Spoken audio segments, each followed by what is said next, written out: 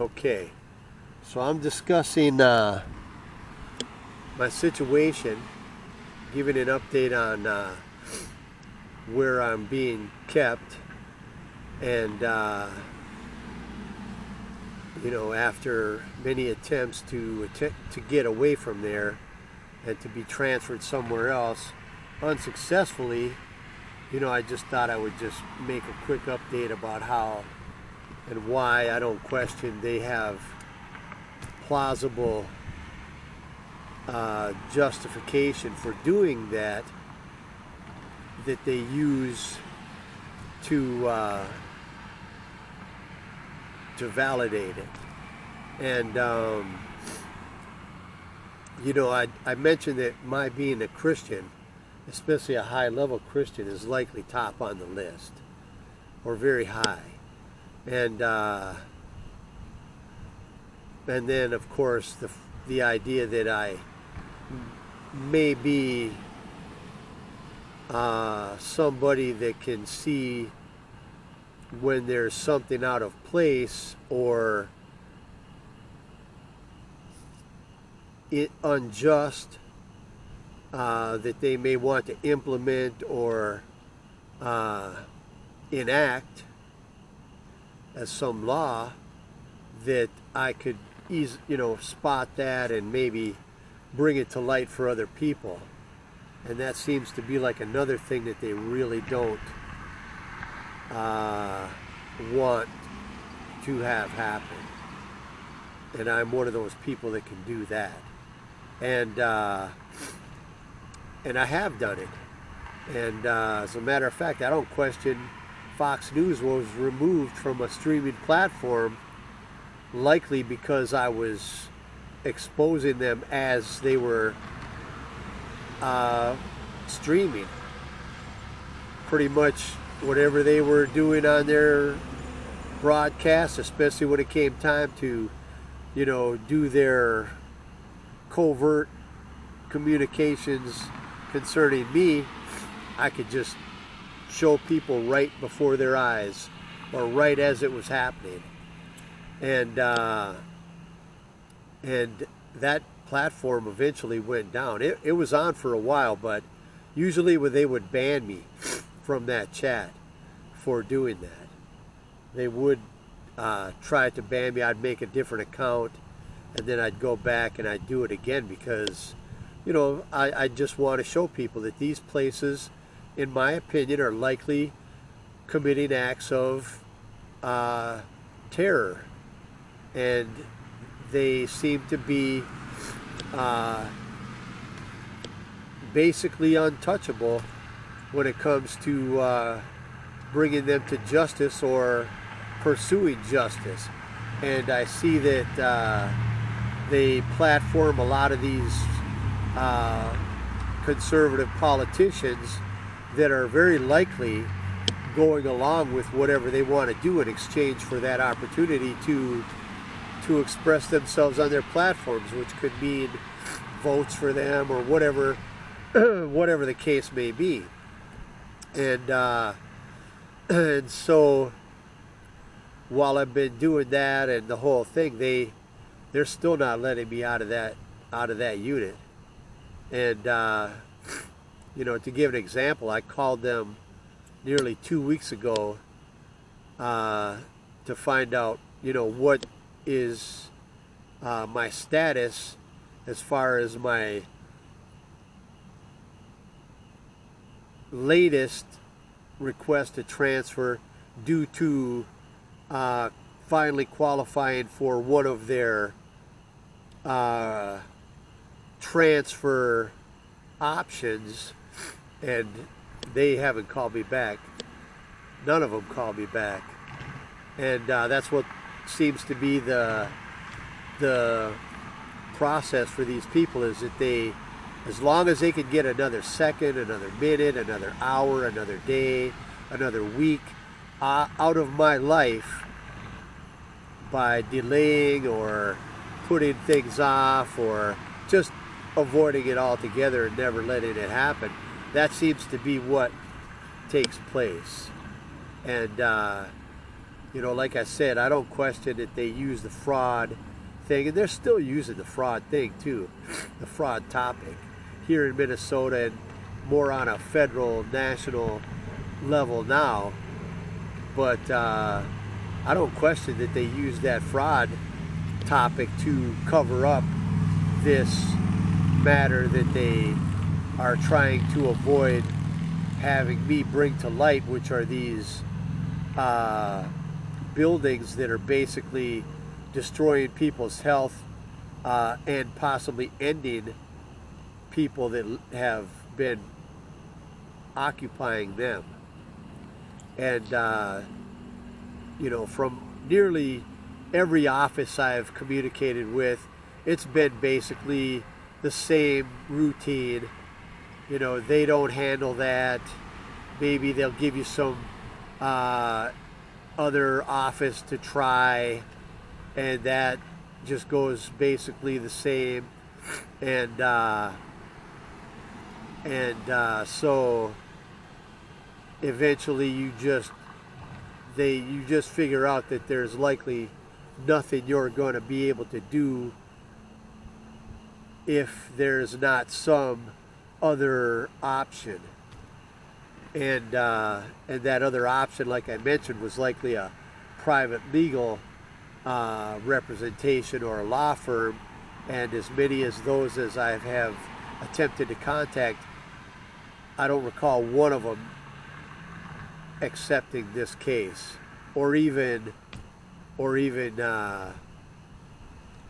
giving it consideration before rejecting it. Just right away it was, we don't do that, or we don't find that your case is something we want to deal with. However they lettered it, and then they would just say, but let us remind you there's a statute of limitations and all this other nonsense, making it appear maybe that they were at some point legitimate consideration was being made. And I highly question it was, including the person that actually is involved in a lawsuit against these Minneapolis public housing operations, and even they would not add my case to their lawsuit, or could open another lawsuit concerning my matter, which is far worse in my opinion than the matter that they're actually suing for. And they wouldn't do that either. They don't even return my calls anymore. Not that I bothered them a lot, but only the few calls that I've made, they didn't return. And so, like I say, it's likely the law firms and the legal practice here is likely influenced or greatly influenced by the political systems and possibly these other contributors to what they're doing as far as running these deplorable buildings that likely destroy people and possibly end them, as they may also be able to use them in such instances as mine, where it's likely for the purpose of harming me and or ending me, and or keeping me ill so that I can't accomplish much of anything. And that's been the case. And so, like as I mentioned, that I don't question it goes up pretty high. I show where Trump is discussing the I Can't Breathe about Amy Klobuchar, and I got that in a blog post. And so I don't need to cover that too much, but I don't question that basically what is happening is that they're using their established system that has been basically in place since the early years of the country has now been co-opted by these, you know, basically mostly corrupt, colluding type individuals, possibly because, you know, people had likely left their, dare I say, first love, and, you know, but left whatever they may have had for something they may have thought might have been a better opportunity, and this is how they're rewarded from what it appears. And also, you know, when it came call to arms and that sort of thing, they become basically used by that system to defend the country on behalf of those rulers and corrupt parties that are basically a modern organized crime operation, in my opinion. Like the FBI, they appear to be like a law enforcement or something like that, but they don't seem to ever make laws against the things that they allow these people to get away with, which are still, in my opinion, criminal or human right violations or something just horrific. But they don't ever seem to make those things against the law without some sort of stipulation, and or at all, or they write them out of their mission statements altogether in these governmental agencies, so that they don't ever have to address them, and then so basically they can just get away with saying, well, there's no issue here, and you know, maybe you should get a lawyer. They kind of go back to the getting a lawyer thing quite a bit. They tell me to get a lawyer, but that's another reason why I don't question that they have maintained this place, these places that destroy your ability to breathe, because the one thing you're going to possibly want when you go do something like work is to be able to breathe. And that's something that's not very easy for me at all.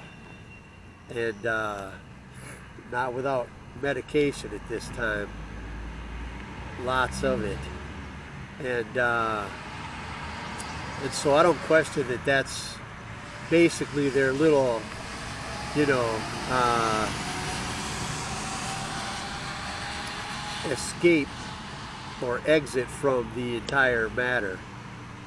And you know, if I haven't mentioned Amy Klobuchar, they're basically just dragging things out and basically look like they're on the side of the establishment anyway.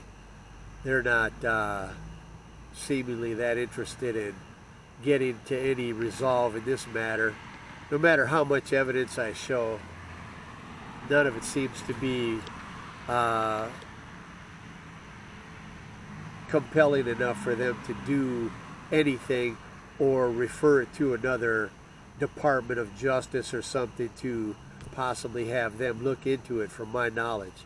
And so they're just also contributing to my persecution through their neglect and that sort of thing. Willful neglect, it looks like to me. And then, of course, the person that was helping me with the city council, their assistant, was offered a very nice, lucrative position somewhere else, and you know, they took it. Can't hold that against them. And when they took that person away, that was the end of that. The new city council person that came in, they have now returned my call. They have not they have not responded in any way concerning this matter, even though they had told me over the phone that somebody else had also reported the same or similar concerns in the same building that I'm in, if I'm not mistaken. And after they mentioned that, as far as I know, they never returned another one of my phone calls. And so don't question that this is basically organized crime, except the criminals are the establishment. So it's, you know, basically organized crime, but the organized crime is the government and the establishment and whoever they're including in their group of participants, active players. And so that's kind of how things are going right now. And so as this Christian, and I'm trying to get the message out of the gospel, I don't even really see that many views on my content on Substack. If I'm not mistaken, possibly the highest one is the forward or the cover blog titled "The Saints' Modern Day Targeted Individuals and High Value Keys to the Kingdom," because that's the one that I want showing when people go to my jamessouther.substack.com blog. That's the one I wanted to pop up. So that may have gotten more views because of that. But the other blogs, they don't seem to be doing well at all. And I mean, you're talking maybe, you know, pretty low for what's being posted. And yet I don't question I'm one of the most well-known Christians in the world. That the people, the corrupt, and those that are concerned about me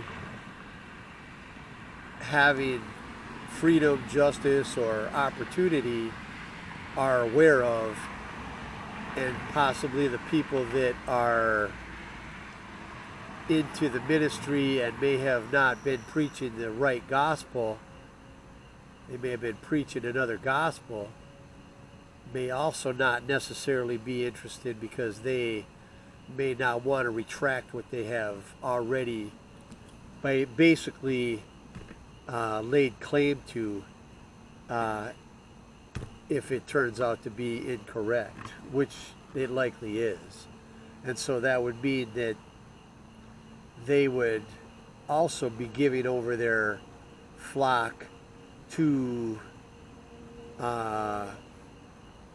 in some way, to my efforts in building a Christian kingdom and initiating a Christian exodus, and an exodus just for decent, honest, and righteous people away from the system, which is basically the wheat and the tares scripture. And they prefer to have the wheat mixed in with the tares.